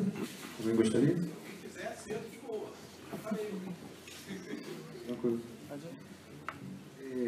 Aproveitando um pouco a fala da nossa amiga, que trouxe uma expressão de que Tolkien seria um subautor, né? Um subcriador. Dentre as diversas manifestações culturais que a humanidade realiza, e uma das coisas que nos diferencia dos demais seres criados, na perspectiva cristã, mas também na perspectiva de outras religiosidades existentes no mundo, é a capacidade do domínio da palavra. E olhando pelo pensamento hebraico, que é compartilhado com quase todo o pensamento oriental, a palavra é uma expressão divina. Quando foi concedida à humanidade dominar essa palavra e através dessa palavra se expressar, foi dada a oportunidade à humanidade de experimentar um pouco do que seria ser Deus, expressando-se através da literatura, da palavra, da mensagem. A palavra de Deus, como o mundo ocidental conhece, que é a cristandade, seria expressa na forma de palavra, conhecida como Bíblia para os cristãos, a palavra de Deus, conhecido como a Torá para os judeus, e no caso das religiões do livro, os islâmicos, o Talmud, mas também na expressão oral de outras religiosidades presentes, tanto no Oriente quanto no Ocidente, mas as religiões que a gente conhece. Todas elas se dão e se transmitem de algum modo pela palavra. E essa liberdade criativa que Deus, qualquer que seja Ele, qualquer que seja a religiosidade, nos concede, nos aproxima dele. Nós, quando dominamos essa expressão e quando nos aproximamos dele através de usar essa expressão para criar esse vínculo com o sagrado, experimentamos um pouquinho do que Tolkien e do que Lewis experimentam ao apresentarem esse maravilhoso mundo, que não se reduz apenas nessas grandiosas obras, mas em outras tantas obras, como Cartas do Diabo ao Seu Aprendiz e tantas outras que a gente poderia passar a noite citando. Mas eu fiquei muito feliz em ouvi-los trazendo isso. Para mim foi gratificante, porque há um teólogo em mim também, em algum momento. E eu agradeço a vocês por vocês trazerem tudo isso brilhantemente para nós.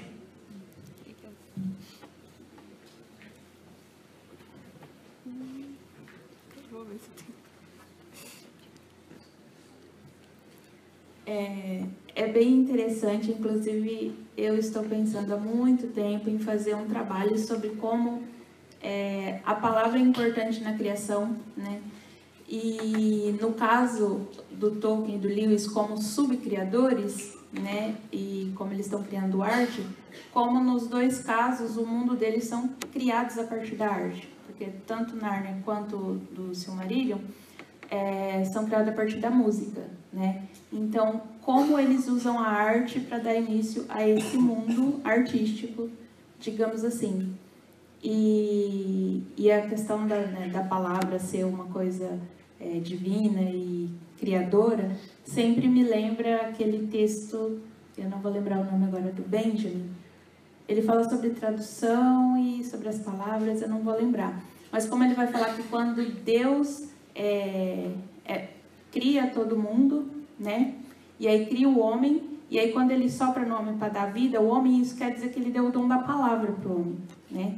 E a partir desse momento, quando ele pede para o homem nomear as coisas, o homem não está simplesmente dando nomes aleatórios. Ele está vendo a essência daquilo e traduzindo, né, o que aquilo é em palavras. Então, é bem interessante, no caso, então, que eles vão usar a palavra para fazer essa subcriação, quando a criação em si, de certa maneira, também vem com a palavra. Então, eu acho que é bem legal. É só uma curiosidade, Marcos. O Lewis, assim que passa pela sua experiência de conversão, por esse processo longo, que não foi pontual, né, de conversão, ele, conhecedor do grego, ele gasta meses estudando o prólogo do Evangelho de João, que é exatamente uma compreensão da tradução, né, daquilo que seria o Logos, o Verbo, né, divino, para esse mundo, para aqui, para o agora, ao longo da história e, sobretudo, na encarnação de Cristo. Então, sem dúvida, são autores que pesam, ponderam e têm muito cuidado com a palavra, né? E, como qualquer bom literato, a palavra não é gratuita para esses escritores, né? E eu sou mais afeito à poesia, né? Para mim, a palavra é sempre muito cara. Estudo ainda poesia, é o meu hobby favorito. E o poeta, ele entra nessa perspectiva também de uma palavra criadora, de uma palavra que quer fundar mundos ou desconstruir mundos, dependendo de quais mundos falamos, né? E hoje em dia a gente tem um grande poeta, professor da PUC-Rio, Paulo Henriques Brito. Recomendo que você que gosta de literatura procure. E ele tem um livro chamado Tarde, e é um livro que recupera, através de soneto, uma série de constatações que a gente tem. E num desses sonetos, ele diz assim: toda palavra já foi dita, e há que ser dita, mais uma vez, e sempre, e de novo. Toda palavra já foi dita, e há que ser dita, e sempre, mais uma vez, e de novo. Porque toda vez que se diz, ela se faz nova.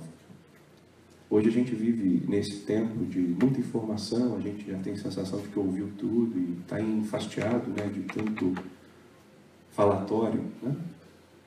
Mas nesse texto, o poeta Paulo Henriques Brito, que não tem compromisso nenhum com ser laico ou ser religioso, ele quer ser poeta e bom poeta, ele lembra para a gente que a palavra tem um compromisso nesse mundo, né? E que dirá os consultórios de psicanálise, que dirá os consultórios de psicólogos que temos, os confessionários, estão um pouco frequentados ultimamente, né? Seriam bem saudáveis. Só um comentário rápido, lembrando que no Sobrinho do Mago também a gente tem, no mundo em que a feiticeira é originalmente, a palavra destruidora, né? Que você fala a palavra e destrói o mundo inteiro. Então eles têm noção dessa importância da palavra.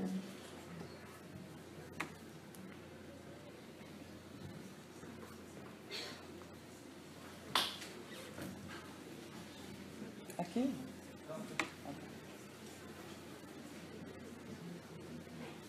Boa noite.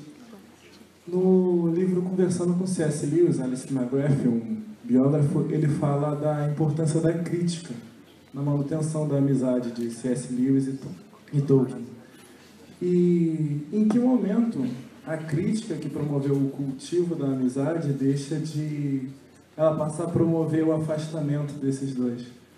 Eu tenho sempre essa dúvida porque Alistair fala assim da importância da maneira como a crítica é feita.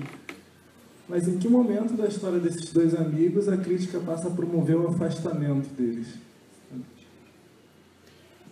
Ela quer perguntar também? Pode fazer pergunta? Passa para ela também. Posso falar agora?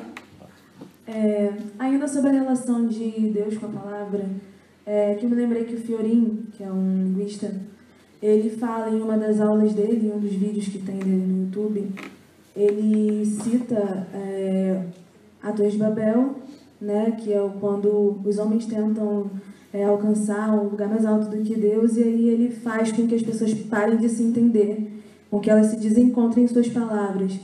E aí ele aponta, ele lembra o episódio de Pentecostes, que é quando desceu o Espírito Santo, né, e aí ocorreu aquela coisa, e as pessoas foram ligadas com o Espírito Santo através das palavras. Então ele diz que é como se o Pentecostes fosse a redenção do que aconteceu na Torre de Babel, como se Deus tivesse punido e agora ele tivesse de certa forma, entre aspas, né, retomado uma comunhão com as pessoas através da palavra também. Aí eu achei interessante, pelo que a gente estava falando, né?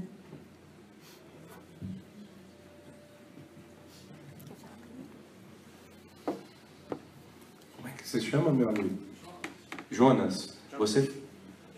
Jonatas, você fala da crítica em relação à literatura ou da crítica em geral da vida, em geral?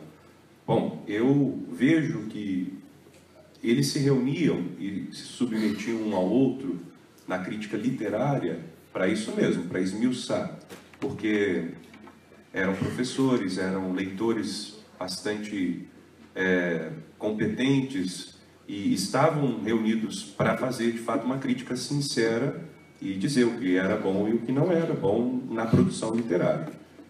E essa crítica também, eu procurei falar um pouco, ainda que brevemente, na fala, era uma crítica também de encorajamento, no sentido de você está produzindo essas obras e não vai publicar por quê? Tanto Lewis quanto Tolkien disseram isso um para o outro, várias vezes ao longo da vida. O que eu acho que fez com que houvesse o afastamento foi questão da formação mesmo de cada um. Era ofensivo para Tolkien, o Lewis, fazer apologética pública, fazer teologia como leigo. E para alguém que tem uma igreja hierarquicamente instituída há milênios, isso era ofensivo. E nesse sentido, a crítica ela trouxe um afastamento, que se somou à posição pessoal de Lewis, de talvez mais progressista, talvez mais liberal, se casar com uma pessoa divorciada, o que também para Tolkien era um gesto ofensivo. Curioso que, enquanto você falava, eu tentava pensar em algum evento, algum fato, mas não me ocorreu agora que Lewis tivesse criticado Tolkien e que tivesse, de alguma maneira, gerado o afastamento do oposto, né? Esses dois eventos são mais marcantes. Mas, como ressaltei, isso não fez com que a amizade cessasse e nem que um ficasse diminuindo ou fofocando a respeito do outro. Pelo contrário, né? Quando falece Tolkien, está lá Lewis e a homenagem está feita, a vida está afirmada, a amizade está confirmada. Eu acho que quando houve esse choque de cosmovisões, como bem ressaltou a nossa colega, Tolkien já tinha uma formação de mais tempo, nasceu católico, né? Nasceu cristão. O Lewis foi aprendendo e o Lewis era um pouco um bom vivão, um cara assim, alternativo, né? E era bastante sedutor, era um sujeito que causava onde chegava, né? Tinha uns procedimentos de conquistador, ele levantava, assim, ele tinha uma personalidade muito forte. E o Tolkien é o que me parece... Oi? Não tinha uma vocação clerical. Não tinha uma vocação clerical. E o Tolkien parece mais calmo, mais introspectivo, já casado há muito tempo, já na sua vida. Acho que foi um procedimento de crítica que soou invasiva, talvez, e que não levou em conta a liberdade do outro, que sempre deve existir, né? Bom, primeiro eu acho que eu entendi sua pergunta errada, porque eu achei que eu tinha entendido assim, se outras pessoas comentando sobre a amizade deles atrapalhou a amizade deles, não foi isso. Então, só alguns comentários que por parte do Lewis em relação ao Tolkien, que você falou que não sabia se tinha, incomodou um pouco o Lewis as críticas que o Tolkien fez a Nárnia. Ele pegou bem pesado, digamos assim, para um amigo. Por mais que eles fossem super honestos, sinceros e falassem o que eles achavam, o Tolkien praticamente virou para ele e falou: isso aqui é uma porcaria, você não sabe o que você está fazendo. Então é bem ofensivo, né? Então eu acho que isso deixou ele um pouco assim, foi um dos motivos. O Tolkien se afastou mais, eu imagino, por esses motivos citados. Mas isso também, tanto que o Lewis pôs a lâmpada lá para fazer pirraça, né? E aí, só uma correçãozinha, o Lewis morreu antes do Tolkien, né? Mas é uma coisa que só confirma tudo o que ele disse, que o Tolkien fala depois que um dos maiores arrependimentos da vida dele era não estar em termos amigáveis com Lewis quando ele morreu. Então é um arrependimento muito grande que ele tinha. Ele foi no velório e tudo, estava lá. Mas como eles não conversavam há muito tempo, quando o Lewis morreu, ele se arrepende muito, muito, muito disso mesmo. E só um comentário sobre o que você tinha falado. Eu acho que é bem interessante mesmo isso que ele fala. Eu nunca cheguei a ver esse vídeo, mas eu acho que faz todo sentido mesmo. Você quer falar? Bom, pessoal, a gente vai abrir agora para a última rodada de perguntas. Depois eles vão finalizar aqui, tá bom?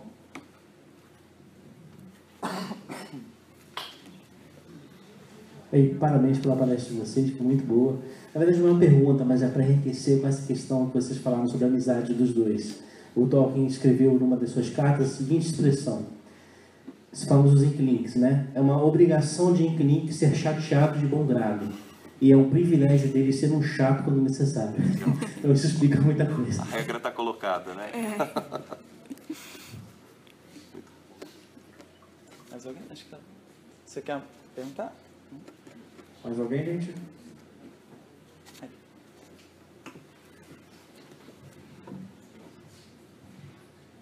Boa noite, meu nome é Ellen e eu li uma biografia do Tolkien escrita pelo Michael White, eu acho, Senhor da Fantasia, em que ele comenta que, eu não lembro se ele falava que era uma opinião pessoal dele ou se ele tinha alguma base para isso, de que o motivo pelo qual o Tolkien não deixava tão explícito a religião dele nas obras dele era porque ele tinha um pouco de ressentimento pelo caso da família da mãe dele ter sido meio que maltratado pela família, porque eles eram anglicanos, ela nasceu anglicana e se converteu ao cristianismo depois.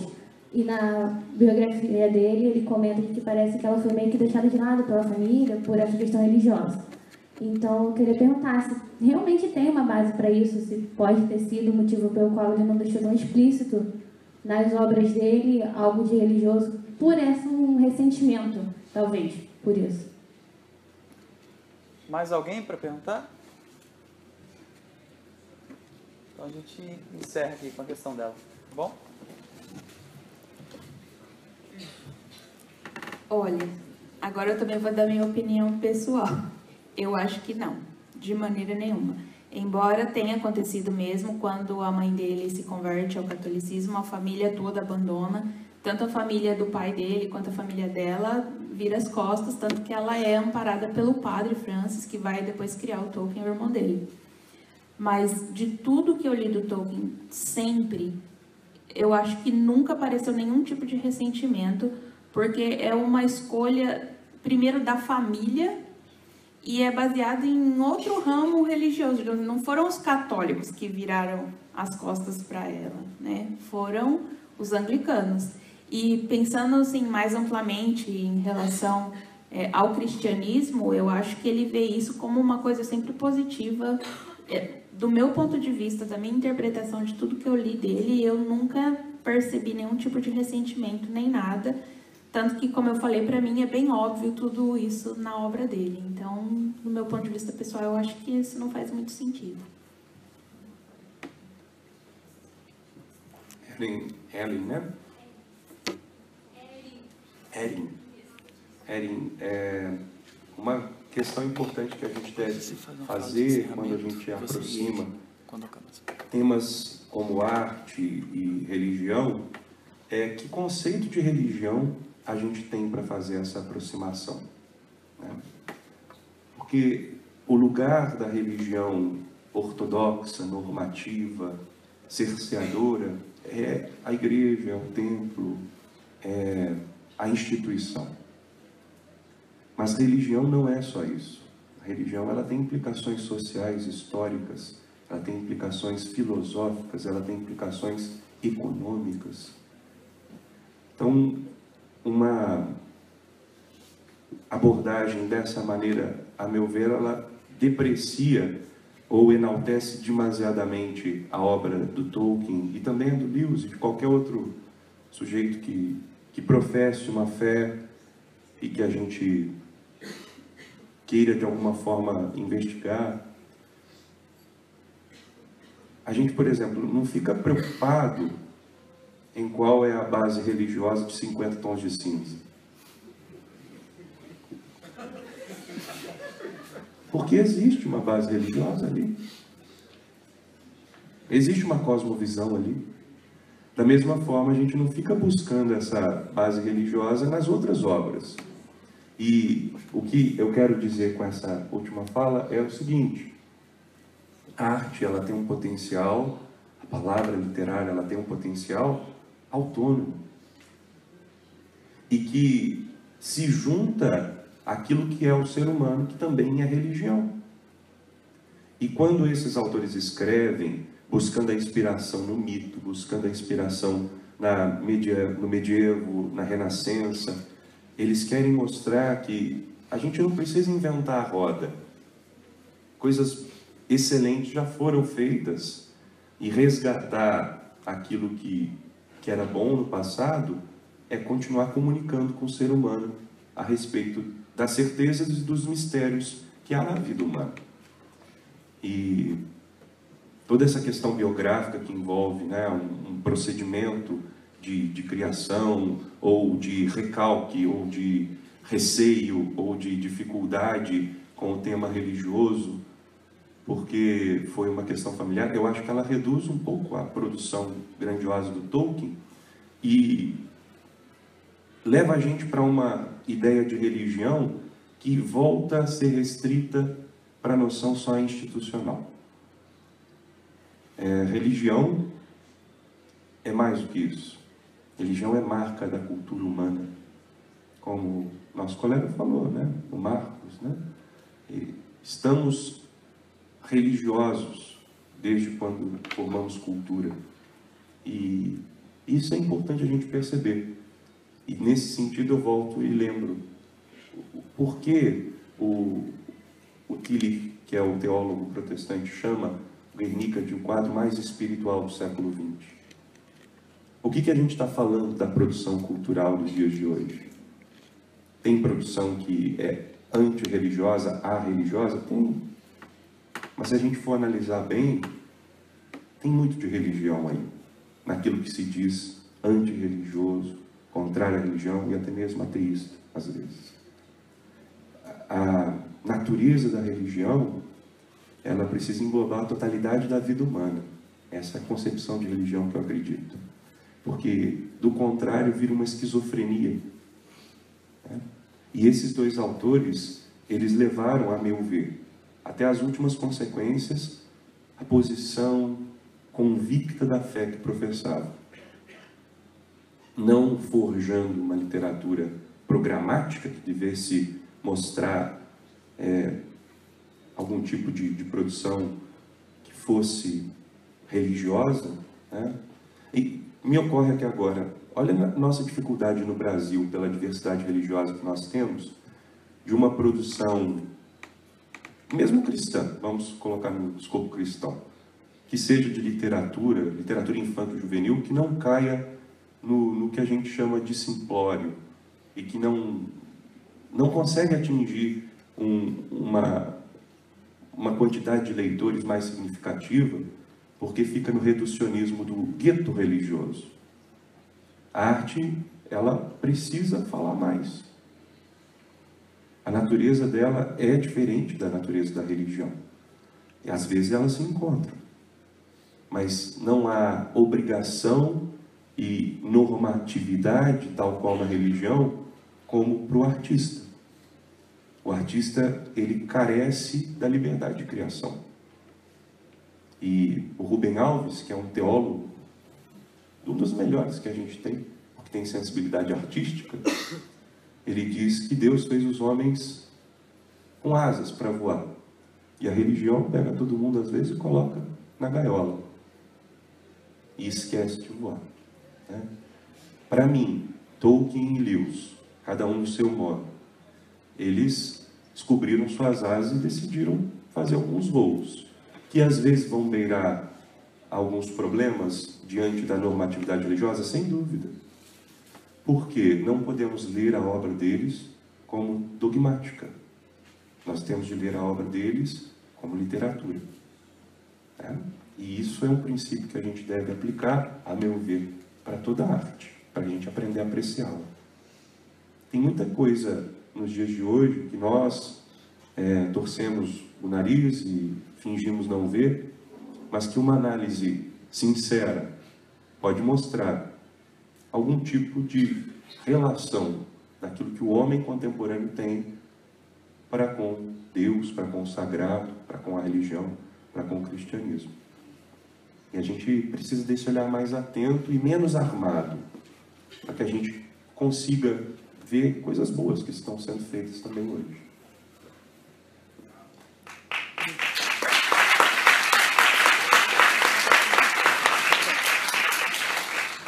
Bom, agora então, só para encerrar, a gente vai fazer uma fala final aqui.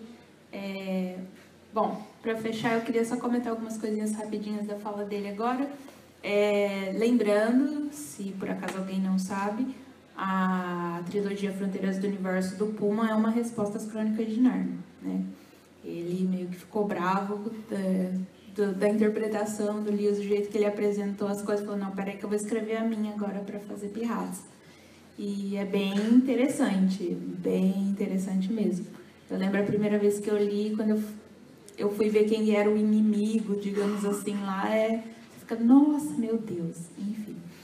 E outra coisa que eu queria comentar é que eu espero, né, que a nossa fala façam as pessoas que ainda não leram essas obras, que se interessem e vão ler. E nesse sentido de ler mesmo com a visão mais aberta, tipo, o que é arte, é literatura, e que o que você ganha de lá, o que você vai ver lá, é a sua visão, e que só vai enriquecer mais ainda a arte, mas que limitar ela, tipo, ver assim, deixa eu ler esse livro que é um ensinamento cristão para crianças. Assim, eu já vi gente falando isso das Crônicas de Nárnia, e é muito triste, porque tem muito mais coisa lá que isso. Se você pega a Cadeira de Prata, por exemplo, aquela parte, né, da feiticeira verde lá na caverna e tudo mais, então tem muito mais que isso. Então não vão buscando só uma coisa, mas vão com a mente aberta, leiam. Isso vale para as Crônicas de Nárnia, para o Silmarillion, para tudo. E se vocês quiserem anotar o meu e-mail, por favor, anotem para vocês lerem o Silmarillion e falar que vocês concordam comigo que o Fëanor é muito chato. Então, obrigada.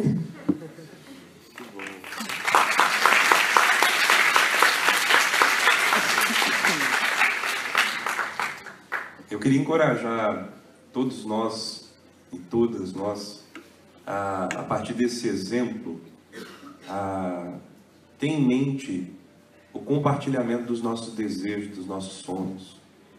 A maioria de vocês, pelo que vejo, no meu preconceito, são estudantes, né?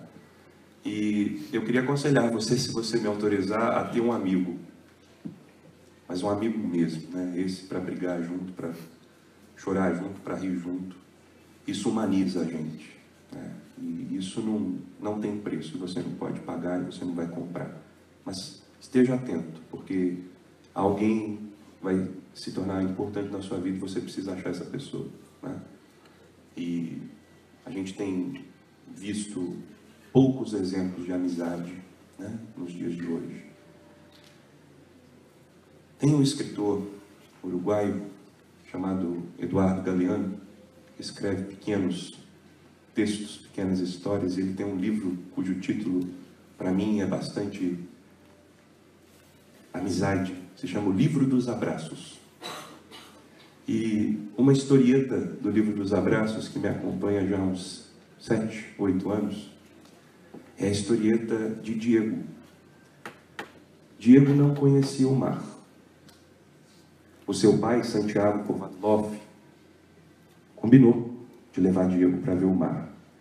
E aí pegaram a estrada, foram muitas montanhas, e Diego aumentando a expectativa para ver o mar. Quando o pai e Diego finalmente chegaram até a praia, o Diego foi caminhando nas areias, olhou o mar e ficou atônito, em silêncio, não conseguia dizer uma palavra. O pai nas costas olhando assim, o que está acontecendo com o Diego? E o Diego, vendo o mar, deu um suspiro, olhou para o pai e falou: me ajuda a olhar. Esse mini conto, essa mini história, tem o título Função da Arte.